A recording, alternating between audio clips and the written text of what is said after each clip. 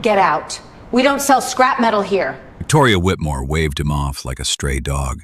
Behind her, two technicians argued over a Pagani Huayra with its hood wide open.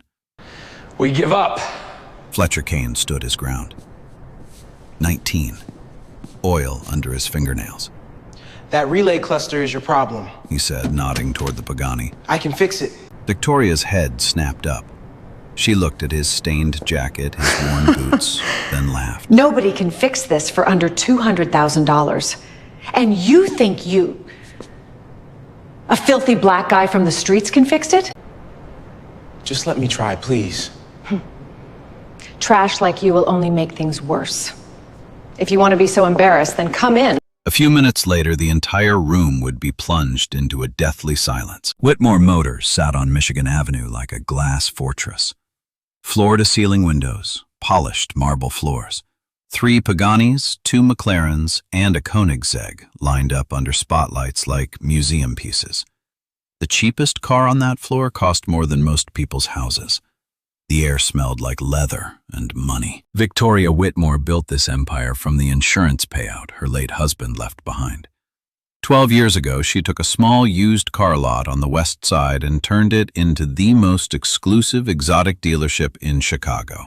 Forbes featured her twice. The Tribune called her the Queen of Michigan Avenue. She kept the framed articles on the wall behind her desk, right next to her late husband's portrait. But the employees who worked under her told a different story. Victoria hired fast and fired faster. She screamed at technicians over coffee stains. She once made a receptionist cry for mispronouncing Koenigsegg in front of a client. Every person in that building feared her, and she liked it that way. She ran her showroom the way she ran everything. Customers who looked wealthy got champagne and a personal tour. Customers who didn't got the door. Fletcher Kane did not look wealthy. He had walked in 20 minutes earlier, 19 years old, South Side Chicago, grease-stained jeans, a jacket 2 sizes too big that used to belong to his grandfather. He came for one thing, a used turbo actuator for the project car sitting in his grandfather's garage back home. The car his grandfather never finished before he died. Fletcher had called ahead. The parts department said they had one, $35. He had 20 in his pocket and was going to ask if they'd hold it while he got the rest. He never got the chance. The moment Fletcher stepped through the glass doors, every head in the showroom turned. Not in curiosity, in alarm. A receptionist reached for her phone. A salesman in a 3-piece suit stepped between Fletcher and the nearest car as if guarding it. Victoria spotted him from across the floor. She didn't ask his name, didn't ask what he needed. She picked up her desk phone and called security. "There's someone in my showroom who doesn't belong here." Fletcher hadn't touched anything, hadn't raised his voice, hadn't done a single thing except walk through a door that was open to the public. He simply existed in a space Victoria Whitmore decided was not for people who looked like him. The security guard, a thick-necked man named Dale, crossed the showroom floor and planted himself in front of Fletcher like a wall. "Ma'am says you need to leave." "I called earlier," Fletcher said. "Your parts department told me to come in. I just need a turbo actuator." Dale didn't care. He looked at the $20 bill in Fletcher's hand and almost laughed. "Kid, the oil change on these cars costs more than your rent. Whatever you think you're here for, you're not." Victoria walked over, heels clicking on marble, arms crossed. She stopped 3 feet away, close enough to talk, far enough to make it clear he wasn't worth getting any closer. "This is a $2 million showroom," she said. "Not a junkyard, not a charity, and certainly not a place for whatever you are." "I'm a mechanic," Fletcher said quietly. "I just need one part. I can pay." Victoria tilted her head. A thin smile spread across her face. "A mechanic." She said it the way someone says a joke they don't find funny. "Sweetheart, the men who work on these cars have engineering degrees from MIT. They trained in Modena, Italy. And you watched a YouTube video?" 2 customers in Italian suits looked over from the lounge. A woman with a pearl necklace shook her head, not at Victoria, at Fletcher. "Walk him out," Victoria told Dale, "and check the security cameras from the moment he walked in. I want to make sure nothing is missing." She said it loud enough for every person in the showroom to hear. The accusation hung in the air like smoke. Fletcher's chest burned, his jaw tightened. Every instinct told him to say something, to defend himself, to tell this woman that his grandfather rebuilt a 1969 Camaro SS from a pile of rust using nothing but hand tools and library books, and that he taught Fletcher everything he knew before cancer took him. But his grandfather also taught him this: don't waste your words on people who already decided not to hear them. Dale grabbed Fletcher's arm, not gently. "Let's go, kid. Don't make this harder." Fletcher turned toward the door, 1 step, 2 steps, and that's when he heard it. Behind the service bay doors, raised voices, metal clanging, the sharp crack of a tool hitting a workbench. The service bay was visible through a glass partition. Victoria liked clients to see the technicians working, part of the theater of luxury. Right now, the theater was falling apart. A Pagani Huayra BC sat on the center lift. Ice blue, carbon fiber body, hand-built in Modena, one of only 40 in the world. Its twin-turbo V12 hybrid powertrain was one of the most complex systems ever put into a road car. The hood was open. Diagnostic cables snaked from the engine bay to 3 different screens. Every screen was flashing red. Chad Brennan, the head technician, slammed his tablet on the workbench hard enough to crack the screen protector. 3 weeks, he said.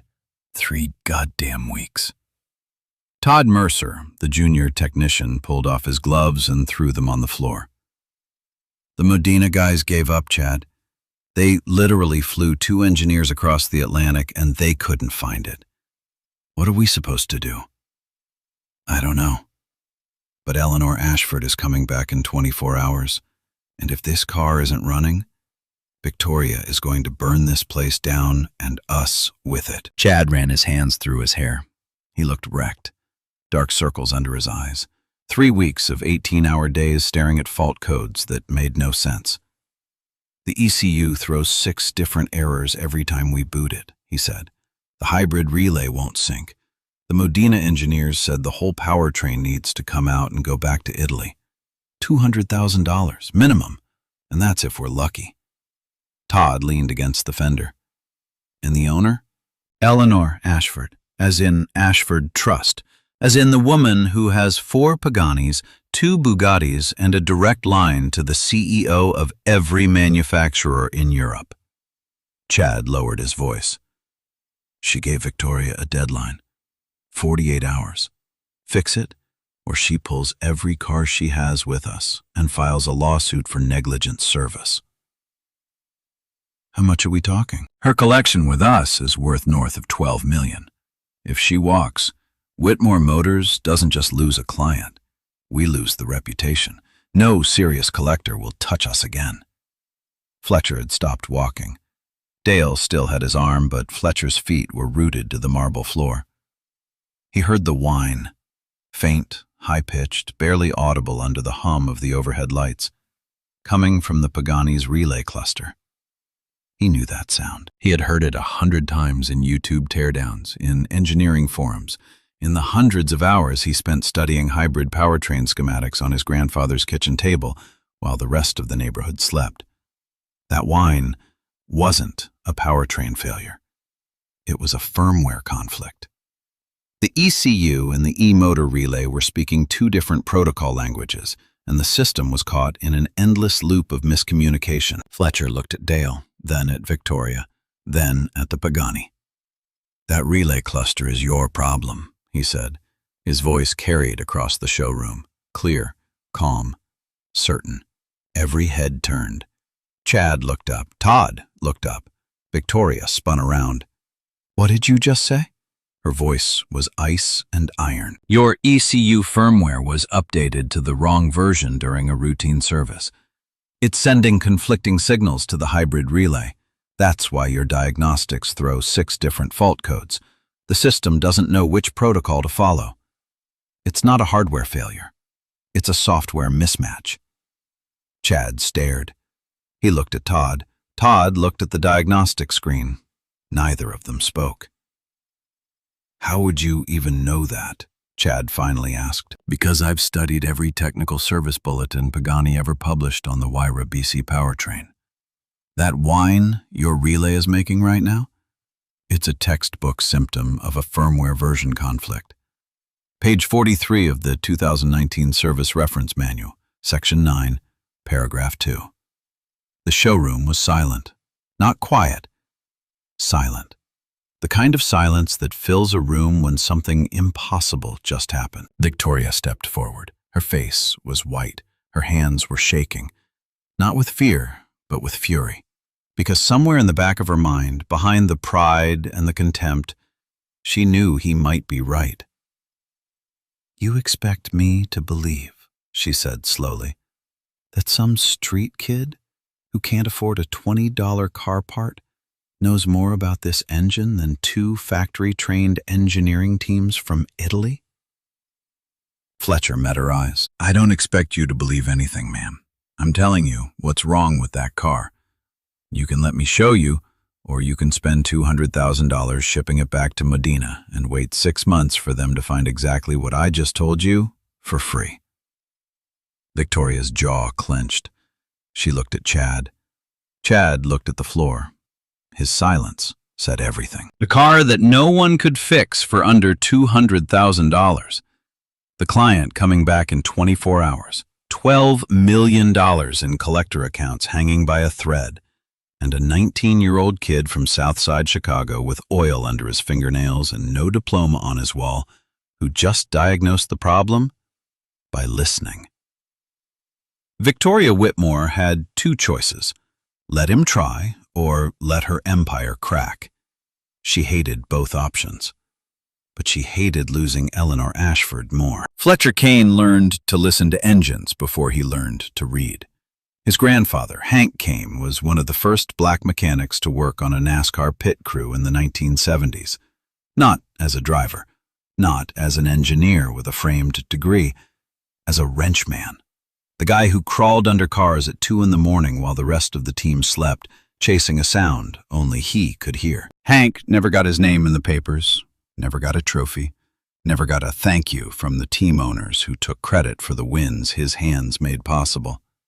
What he got was a reputation. Quiet, stubborn, and right. Every crew chief in the Southeast knew the same thing.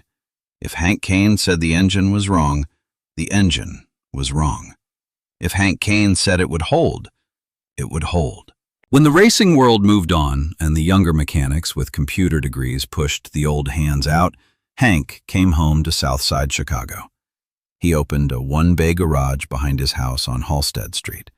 No sign out front, no website, just a roll-up door, a concrete floor, and 30 years of tools hanging on pegboard walls.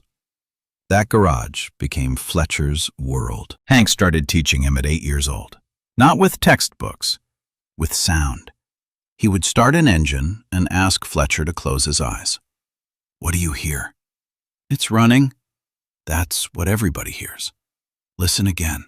Fletcher would press his ear closer. And slowly, over months, over years, he began to hear what his grandfather heard.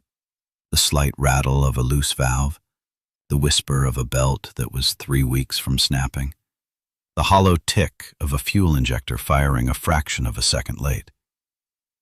"Every engine talks," Hank told him. "Most people just never learned to listen." That became the rule Fletcher lived by. Not a motto he put on a t-shirt, a discipline, a practice. Every Saturday morning, Hank would pull a different engine into the garage. Lawnmowers, motorcycles, boat motors, old Chevys from the junkyard, and Fletcher would diagnose the problem with his eyes closed. By the time he was 12, he could identify a misfire by ear faster than Hank could pull up a diagnostic code on the scanner. By 14, Fletcher was rebuilding transmissions. By 16, he had taught himself the basics of ECU programming by reading open-source forums and downloading factory service manuals that cost $400 but showed up free on engineering torrents. He couldn't afford school, but the internet didn't check his bank account. What set Fletcher apart wasn't just talent. It was obsession. While other kids on his block played basketball under the streetlights, Fletcher sat at the kitchen table with Hank's old laptop, studying wiring diagrams for hybrid powertrains he would never be able to afford. Pagani, Koenigsegg, Bugatti, McLaren. He memorized their systems the way some kids memorize basketball stats, not because anyone asked him to, but because the complexity thrilled him. Every circuit was a puzzle. Every fault code was a mystery. And Fletcher Kane did not leave mysteries unsolved. Hank watched all of this with quiet pride. He never pushed, never bragged. He just left the garage door open and the tools where Fletcher could reach them. The last project they started together was a 1969 Camaro SS. Hank found the shell at a salvage auction, rusted through, no engine, no interior, just a frame and a dream. They spent 2 years on it. Hank handled the body, Fletcher handled the powertrain. They worked side by side every weekend, radio playing Motown, grease on their hands, cold Pepsi on the workbench. Then Hank got the diagnosis. Pancreatic cancer, stage 4. 6 weeks from the doctor's office to the funeral home. Fletcher was 17. The Camaro sat unfinished in the garage. The tools stayed on the pegboard. The radio stayed off. For 6 months, Fletcher didn't touch an engine. He went to school, came home, sat in the empty garage and stared at the Camaro's open hood like it was a grave.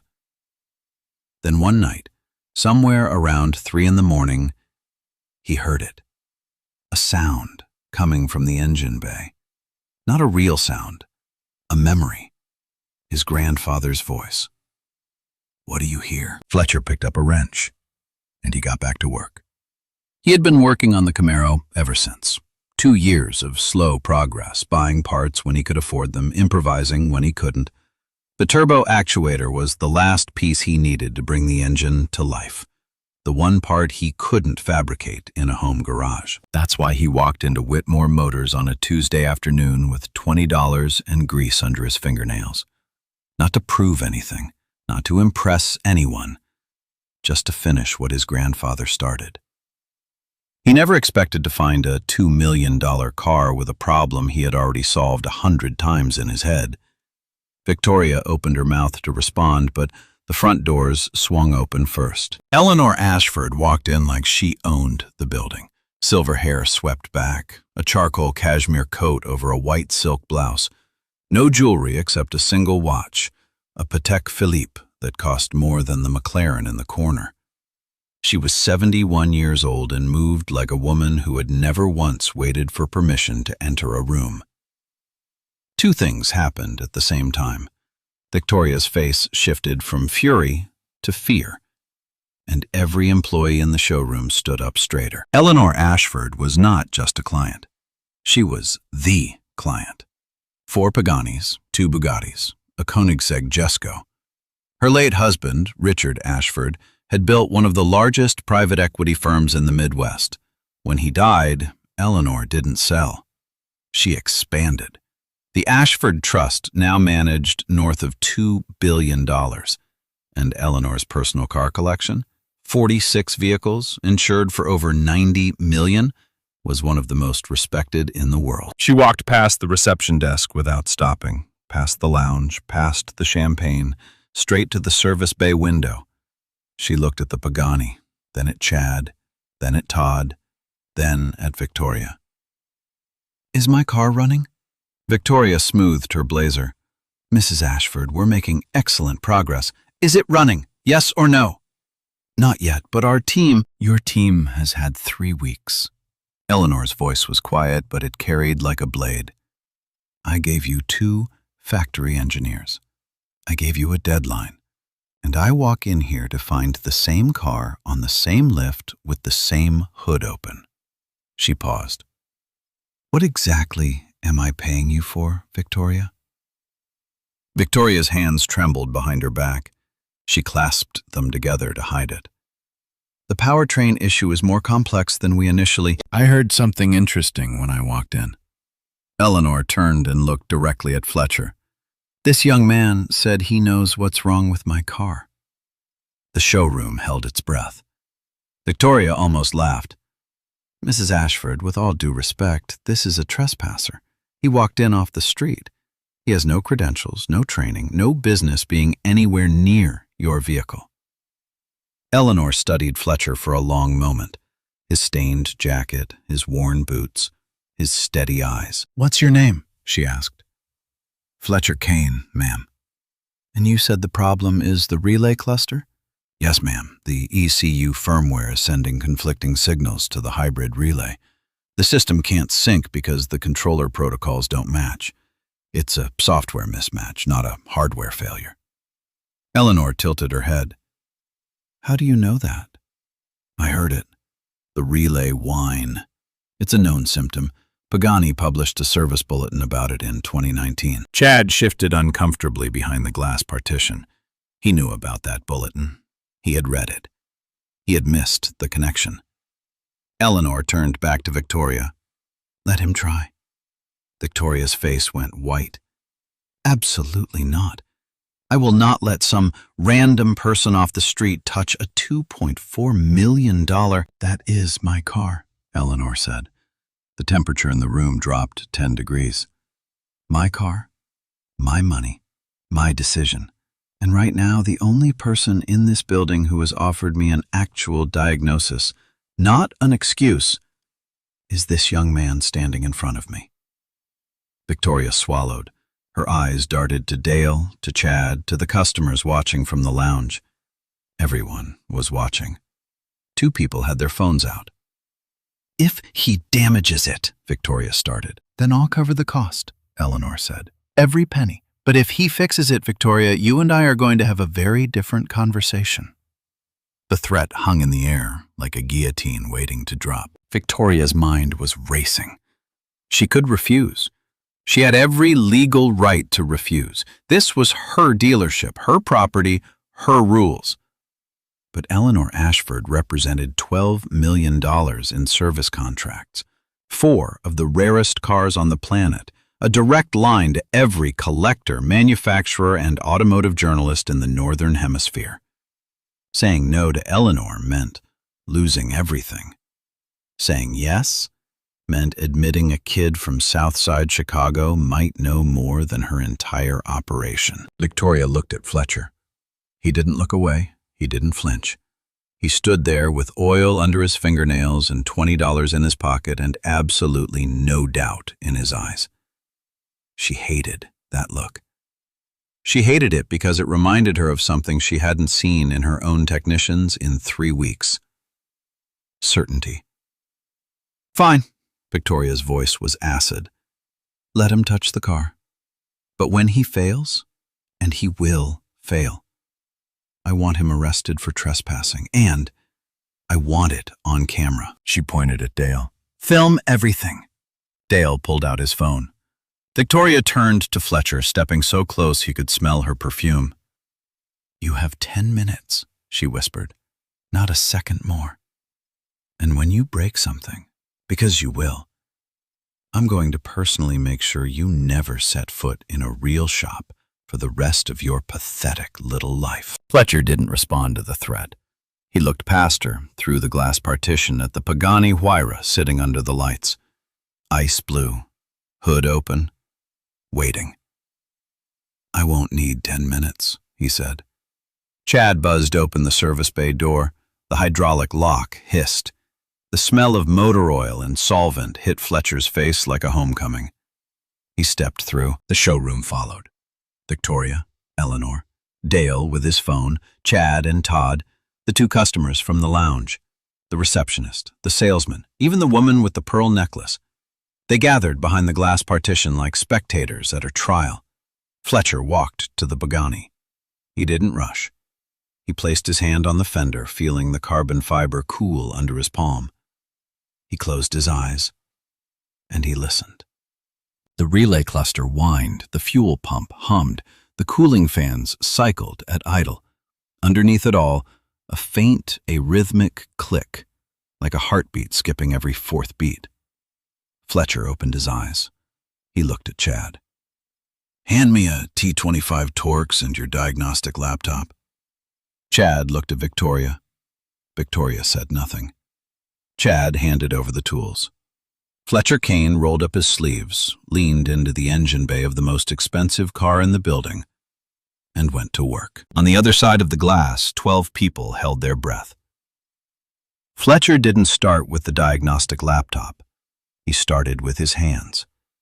He placed both palms flat on the engine block, closed his eyes, felt the vibration travel through the metal, through his skin, into his bones, the way his grandfather taught him before he could spell the word carburetor.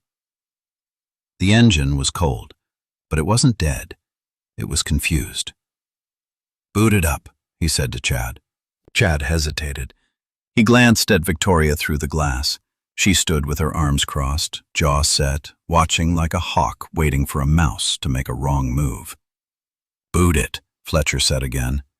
Calm, no edge, just fact. Chad pressed the ignition sequence on the diagnostic tablet. The Pagani's V12 turned over with a deep, guttural roar, then immediately stuttered. The dashboard lit up like a Christmas tree. 6 fault codes cascaded down the diagnostic screen in rapid succession. The hybrid system warning flashed. The e-motor relay clicked on, clicked off, clicked on again. The engine shuddered and dropped to a rough, uneven idle. Todd took a step back. Same thing, every single time. Fletcher didn't move. His eyes were closed, his hands still on the block. He was counting. Click, pause. Click, click, pause. Click. The relay was cycling in an irregular pattern, not random, sequential. It was following a command set. But the commands were wrong. Fletcher opened his eyes. "Pull up the ECU firmware version," he said. Chad tapped the diagnostic screen. A string of numbers appeared. HY-BC.4.2.7-MOD. Fletcher shook his head. "That's your problem. Right there." "What do you mean?" Chad leaned in. "The Wyra B.C. shipped with firmware version 4.1.3. Pagani released an update, 4.2.7, in late 2019. But 4.2.7 was designed for the Wyra Roadster B.C., not the coupe. The coupe uses a different e-motor relay mapping, different voltage thresholds, different timing protocols." Chad stared at the screen. His face went pale. "Someone installed the Roadster firmware on a coupe," Fletcher continued, "probably during a routine service update. The ECU thinks it's talking to a Roadster relay. The relay thinks it's listening to a coupe controller. They're speaking 2 different languages, and the system keeps throwing fault codes because neither side can agree on what normal looks like." Chad pulled up the service history on his tablet. His fingers were shaking. He scrolled through months of entries, oil changes, brake inspections, tire rotations, until he found it. March 14th. Routine firmware update performed by Whitmore Motors Service Department. Firmware version HY-BC.4.2.7-MOD. "Oh my God," Chad whispered. Todd looked over his shoulder. "We did this?" "We did this." Chad's voice was hollow. 8 months ago. We installed the wrong firmware. And nobody caught it. Through the glass, Victoria's expression hadn't changed, but her knuckles were white around her crossed arms. Fletcher was already moving to the second problem. He pulled a penlight from his jacket pocket, a small LED flashlight scratched and dented, the same one his grandfather used to carry. He leaned deep into the engine bay, tracing the wiring harness from the hybrid relay to the temperature sensor cluster. "Somebody hand me a mirror." Todd found a small inspection mirror in the tool drawer and passed it over. Fletcher angled it under the sensor housing. There it was, a single 2-pin connector no bigger than a thumbnail. The temperature sensor feed for the hybrid battery thermal management system. It was seated firmly. It looked correct. Every diagnostic scan in the world would say it was fine. but it was backwards. "The polarity is reversed," Fletcher said. He held the mirror so Chad could see. "Positive and negative are swapped. See the color coding? Red wire is on the black terminal. Black wire is on the red terminal." Chad crouched down and looked. His mouth opened. No words came out. "This is a hand-assembled connector," Fletcher explained. "Pagani builds these by hand in Medina. The connector is symmetrical. It fits both ways. There's no physical lock to prevent reverse installation. The factory technician probably swapped it during final assembly, and it passed quality control because the diagnostic system doesn't check polarity on passive sensors." "What does it do?" Todd asked. "It tells the thermal management system that the battery is running cold when it's actually running hot. So the system keeps suppressing the cooling fans. The battery overheats. The ECU detects the overheat and triggers emergency power reduction. That's why the car loses power intermittently. The system thinks it's protecting itself." Fletcher reached in with 2 fingers, pulled the connector, flipped it, pressed it back in. 2 seconds. A problem that had existed since the car left the factory in Modena. A problem no diagnostic tool could see, fixed with 2 fingers and a pen light. "That's been there since day one?" Chad asked, his voice barely above a whisper. "Since the day this car was built," Fletcher said. "The wrong firmware made it worse. The Roadster mapping has higher voltage thresholds, so it pushed the battery harder. Combined with the reversed sensor, the system was fighting itself on 2 fronts. Now for the 3rd fix." Fletcher sat down on the concrete floor, cross-legged, and opened Chad's diagnostic laptop. The screen showed the ECU interface, a maze of hexadecimal values, protocol trees, and firmware parameters that looked like a foreign language to most people. Fletcher read it like English. His fingers moved fast, not frantic, precise. He navigated to the firmware management console, pulled up the version history, and began the rollback process. But he didn't just reinstall the factory 4.1.3 version. "The original firmware has a known bug in the idle calibration table," he told Chad without looking up. Pagani acknowledged it in a technical service bulletin but never issued a formal patch. The community fixed it. "The community?" Todd asked. "There's an open-source engineering forum for Pagani owners and independent mechanics. 18 members. 3 of them are former Pagani factory engineers. They wrote a corrected calibration table that fixes the idle oscillation and improves the hybrid transition response by 12%. Fletcher pulled up a file on his phone, a firmware patch he had downloaded months ago, stored on a micro SD card in his jacket pocket. Not for this car, for study. For the nights he spent at the kitchen table memorizing hybrid powertrain architecture because he couldn't sleep, and the Pagani Huayra was the most beautiful puzzle he had ever seen. He loaded the patch through the diagnostic interface. The progress bar crawled across the screen. 20%, 40, 60. The showroom was dead silent. Every person behind the glass was frozen in place. 80%, 90, complete. Fletcher closed the laptop, stood up, wiped his hands on his jeans. "Start it," he said. Chad reached for the ignition button on the diagnostic tablet. His hand hovered over it. He looked at Fletcher. Fletcher nodded. Chad pressed the button. The V12 turned over. The roar filled the service bay. Deep, full, even. No stutter, no hesitation. The hybrid system engaged seamlessly. The e-motor relay clicked once, clean, decisive, and held. The dashboard showed a single green status light where 6 red fault codes used to live. The cooling fans spun up to their correct cycle. The battery temperature read nominal. The idle was smooth, steady, perfect. A low, contented hum, like a heartbeat finally finding its rhythm. Chad stared at the diagnostic screen. Every parameter green, every threshold normal, 0 fault codes. "How long did that take?" Todd whispered. Chad looked at his watch. His eyes went wide. 4 minutes. He did it in 4 minutes. Through the glass partition, the showroom erupted. The 2 customers started clapping. The receptionist covered her mouth with her hand. The salesman just stood there, shaking his head. Eleanor Ashford hadn't moved. She stood with her hands clasped in front of her, watching Fletcher with an expression that was hard to read. It wasn't surprise. It was recognition. The look of someone who had just found something they had been searching for without knowing it. Dale lowered his phone. He had filmed the whole thing, and behind everyone, standing alone by her desk, Victoria Whitmore stared through the glass at the young man she had called trash. The young man she had tried to arrest. The young man who had just done in 4 minutes what 2 factory engineering teams and $200,000 could not do in 3 weeks. Her face was blank, but her hands were shaking. Victoria didn't clap.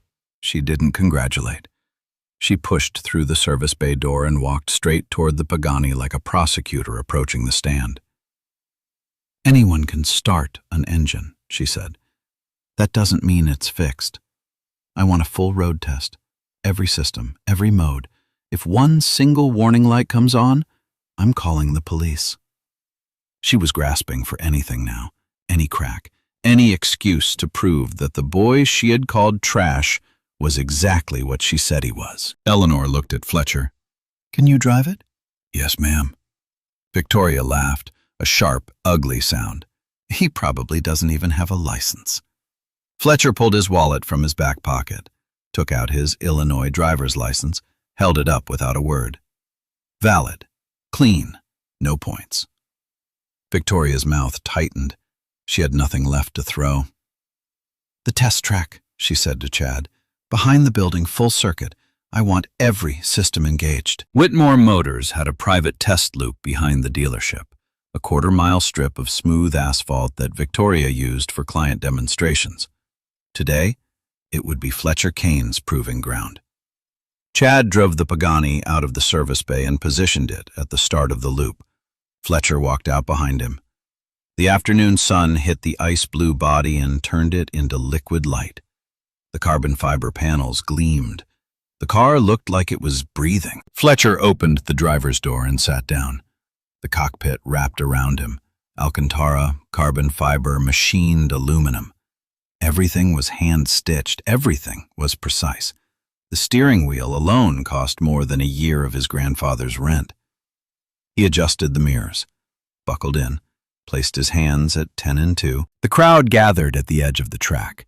Victoria stood at the front, arms crossed, lips pressed into a thin line. Eleanor stood beside her, calm as marble. Dale held up his phone, still filming. Chad had the diagnostic tablet connected via wireless link, monitoring every parameter in real time. Fletcher pressed the start button. The V12 thundered to life. Clean, deep, no stutter. The sound rolled across the parking lot like distant thunder. He selected sport mode. The hybrid system engaged. The E-motor hummed alongside the V12. 2 power sources working in perfect harmony for the first time in over 3 weeks. Fletcher released the brake. The Pagani surged forward. The acceleration was savage. 0 to 60 in 3 seconds flat. Fletcher felt the G-force push him into the seat. The twin turbos spooled with a high-pitched scream. The hybrid motor added instant torque off the line. The car didn't hesitate. It launched. He took the first corner at speed. The suspension loaded perfectly. The tires bit into the asphalt. The steering was direct, sharp, alive. He could feel every grain of the pavement through the wheel. Halfway down the back straight, he switched to full electric mode. The V12 went silent. The E-motor took over. Smooth, silent, seamless. No lag, no fault code, no warning light. Just clean, effortless power. He switched back to hybrid. The V12 rejoined without a hiccup. The transition was so smooth it felt like the car was one single organism rather than 2 systems bolted together. Fletcher completed the circuit. He pulled the Pagani back to the start line, brought it to a gentle stop, and killed the engine. The silence was enormous. Chad stared at the diagnostic tablet. His eyes were wide, his mouth hung open. "Every parameter is green," he said, loud enough for everyone to hear. "Every single one. Zero fault codes, battery thermal, nominal. Hybrid sync, nominal. ECU communication, nominal. Transmission response, nominal. He looked up from the screen. This car is running better than the day it left the factory. Todd let out a breath he didn't know he had been holding. Better than factory spec? How is that possible? The firmware patch, Chad said quietly. The community patch he loaded. It optimized the idle calibration and the hybrid transition mapping. Pagani's own software didn't have it. The crowd broke into applause. Real applause. Not polite, not cautious. The kind of clapping that starts in the gut and works its way out before you can stop it. The receptionist was clapping. The salesman was clapping. Even the woman with the pearl necklace, the same woman who had shaken her head at Fletcher an hour ago, was clapping. Fletcher stepped out of the Pagani. He closed the door gently, the way you close something that deserves respect. He looked down at his hands, the same hands that Victoria Whitmore had wanted removed from her showroom. Oil under the nails, a small cut on the left thumb from the sensor connector, grease in the creases of his palms. Those hands had just brought a $2.4 million machine back from the dead. He looked across the parking lot at Victoria. She was standing perfectly still. Her arms had dropped to her sides. Her face was blank. Not angry, not humiliated, just empty. The face of a woman watching the foundation of her authority crack in broad daylight. She didn't say a word. She didn't have to. Eleanor Ashford walked across the parking lot toward Fletcher. She didn't rush. She didn't need to. Every person in that crowd already knew what was about to happen. She stopped in front of him, looked him in the eye, and extended her hand. Fletcher shook it. Her grip was firm, deliberate, the handshake of a woman who had closed billion-dollar deals and could tell the measure of a person in 3 seconds. How old are you, Fletcher? 19, ma'am. 19. She said it like she was tasting the word. And where did you train? My grandfather's garage, South Side. Eleanor nodded slowly. She reached into her coat pocket and pulled out a business card, heavy stock, embossed lettering. She handed it to Fletcher. I'm the honorary chairwoman of the Pagani Owners Club Americas, she said. I also sit on the board of the Horacio Pagani Technical Academy in Modena, Italy. It's a 2-year advanced engineering program for exceptional young mechanics. Tuition, housing, and a living stipend, fully funded. Fletcher looked at the card. His hand trembled, the first time it had trembled all day. They accept 4 candidates a year, Eleanor continued. I have a personal nomination, and I'd like to use it on you. The crowd murmured. Chad closed his eyes and let out a long breath. Todd grinned so wide it looked like it hurt. Eleanor turned to face Victoria. One more thing. Her voice carried across the lot like a judge delivering a verdict. This young man walked into your dealership today asking for a simple part. You called security on him. You called him trash. You accused him of stealing. And he just saved your most important client relationship with nothing but his hands and his mind. She paused. You owe him an apology, Victoria. A real one. In front of everyone here. The parking lot went still. Every eye shifted to Victoria Whitmore. Victoria stood rigid. Her jaw was locked, her eyes burned. For a long moment it seemed like she might actually do it, like the weight of the evidence might break through the wall of pride. It didn't. He got lucky, Victoria said. Her voice was flat, cold, unmoved. That's all. Eleanor stared at her for 3 full seconds. Then she smiled.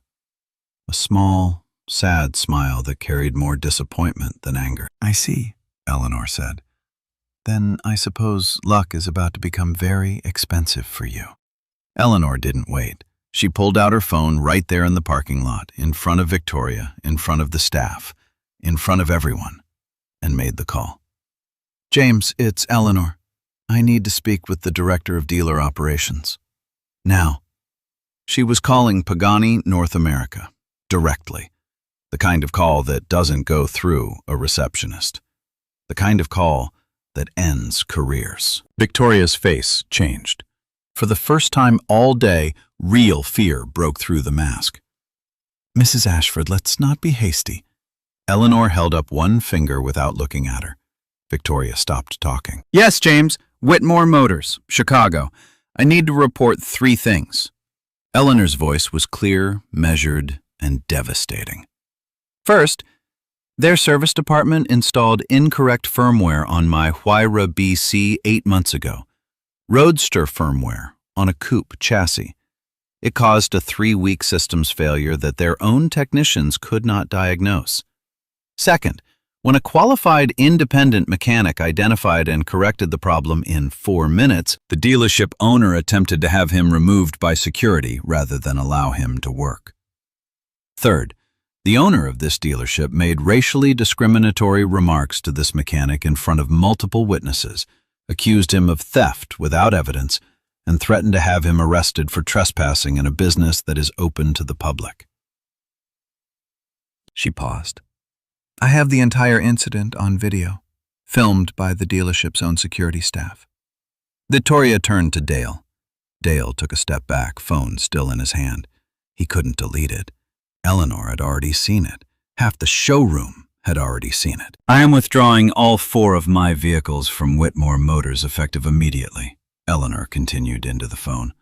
And I will be recommending to every member of the Pagani Owners Club Americas that they do the same. I'll have my attorney send the formal complaint by end of business today. She hung up. Victoria stood frozen. Her mouth opened. Nothing came out. For a woman who had spent 12 years commanding every room she walked into, she suddenly looked very small. The fallout came fast. Within 48 hours, Pagani North America launched a formal investigation. Inspectors reviewed the service records and found 3 additional vehicles, not just Eleanor's, that had received incorrect firmware updates over the past 2 years.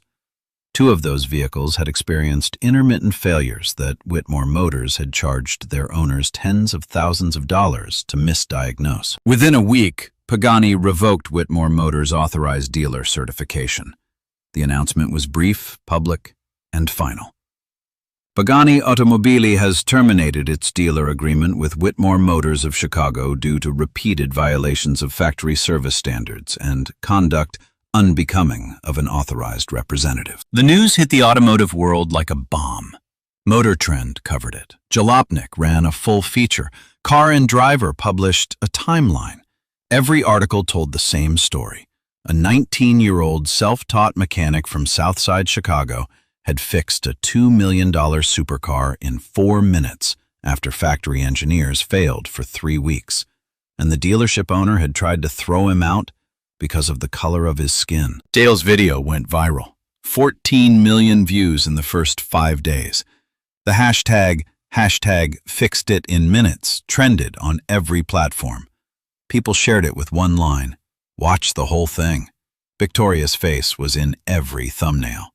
Her words, "filthy black boy," "trash like you," played on loop in reaction videos across the internet. She deleted her social media accounts within 72 hours. It didn't help. The internet had already saved everything. 3 days after the video went viral, Chad Brennan called Fletcher. His voice was quiet, ashamed. "I should have said something," Chad told him, "when she called you those things. When she tried to throw you out, I just stood there. I was afraid of losing my job." Fletcher was quiet for a moment. "You handed me the tools when it mattered," Fletcher said. "That counted for something." Chad exhaled. "If you ever need a reference for anything, you call me. I mean that." "I will," Fletcher said. "Thank you, Chad." 6 months later, Fletcher Kane sat in a workshop in Modena, Italy, the Pagani Technical Academy. 4 students. He was one of them. On the shelf above his workstation, next to a row of precision tools that cost more than his old garage, sat a scratched LED pen light, his grandfather's. He never worked without it. Back in Chicago, the garage on Halstead Street was still open. Fletcher's best friend ran it on weekends. Free repairs for anyone in the neighborhood who couldn't afford a shop. Hank Kane's tools still hung on the pegboard wall. The Camaro sat in the corner, finished at last. Engine running, smooth and steady. Every engine talks. Most people just never learned to listen. Fletcher Kane listened, and the whole world heard him. If this story moved you, share it with someone who needs to hear it today. Subscribe so you never miss another story. And tell me in the comments, have you ever been underestimated by someone who didn't know what you were capable of? The story is over, but one thing keeps sticking with me. We easily believe knowledge lives in institutions, schools, universities, programs with fancy names. If you learned something in a classroom with a diploma at the end, it counts. If you learned the same thing in a garage on a Saturday afternoon, it doesn't. But the story showed me how broken that is. The factory-trained engineers couldn't fix it. The team with degrees from Moderna couldn't fix it. The kid who learned from his grandfather on a concrete floor, he fixed it in 4 minutes. We have built a world that worships where you learn something instead of whether you actually know it. We trust the certificate more than the competence, the diploma more than the hands, and because of that, we walk past real genius every single day because it didn't come in the packaging we expected. Here's the uncomfortable truth. The smartest person in the room might be the one with gray under their fingernail, the one nobody asked, the one everybody assumed was just there to sweet up. And the longer we keep confusing credential with capability, the more of those people we lose. Not because they wasn't good enough, because we never let them show us. So this week, stop asking where someone learns it.